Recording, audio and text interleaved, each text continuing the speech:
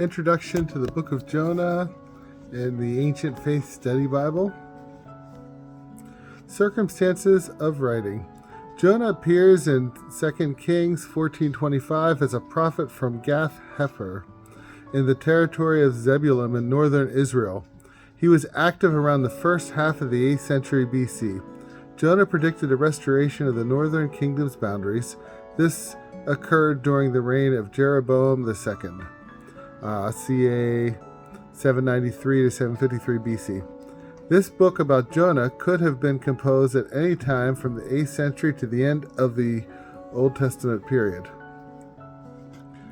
Jonah preached in the city of Nineveh. Nineveh was a major city of the Assyrians, a cruel and warlike people who were longtime enemies of Israel. Assyrian artwork emphasizes war, including scenes of executions, impalements, flaying the skin off of prisoners, and beheadings. This explains Jonah's reluctance to preach in the infamous city of Nineveh. 4 considerations suggest taking the book of Jonah as genuine history. First, Jonah was a real historical figure, said to be a prophet in 2 Kings 14:25. Second, Jonah is part of the collection of 12 minor prophets. All of the other books in this collection convey prophecies by genuine historical prophets. Third, the miracle in Jonah are not impossible for the God of the Bible.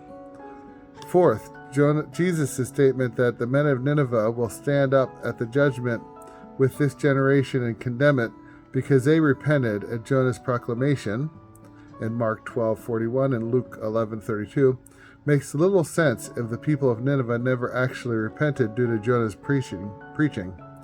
Unless one is willing to affirm that Jesus was wrong, it is best to say the book of Jonah is historical. Contribution to the Bible. The book of Jonah shows God's gracious concern for the whole world, his power over nature, and the futility of running from him. In addition, it foreshadows Jesus' burial and resurrection.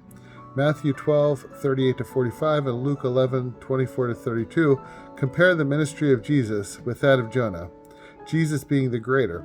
Both texts see Jonah's great fish as foreshadowing of Jesus' burial in the tomb, making Jonah a type of Christ. Structure. The book of Jonah exhibits a high degree of Hebrew literary excellence. Its style is rich and varied. It is considered by many as a masterpiece of rhetoric. There is symmetry and balance in the book, and it can be divided into 2 sections of 2 chapters each.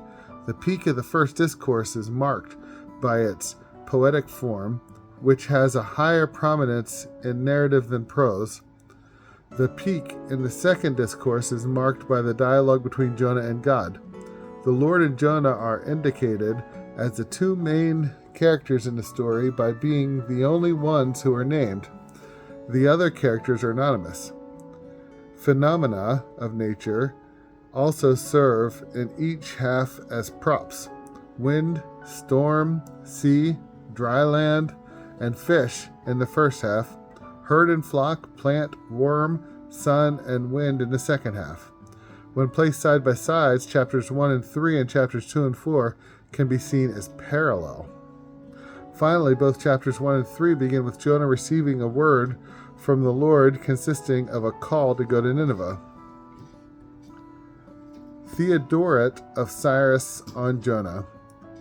This is the way the God of all also appointed blessed Jonah prophet to the Ninevites. Now it was the great city of olden times, containing also the palace of the king of the Assyrians, when, you see, the only begotten word of God was due to be made manifest to human beings in his human nature, and to enlighten all the nations in the light of the knowledge of God. Even before his own incarnation, he gives the nations a glimpse of his divine care, so as to confirm what would happen from what went before, to teach everyone that he is God, not only to the Jews, but also of nations, and to bring out the relationship of the Old and the New Testament.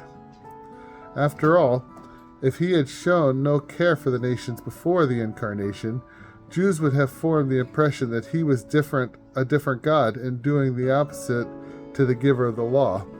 the former being concerned only with the Jews, and the later bestowing attention on all human beings.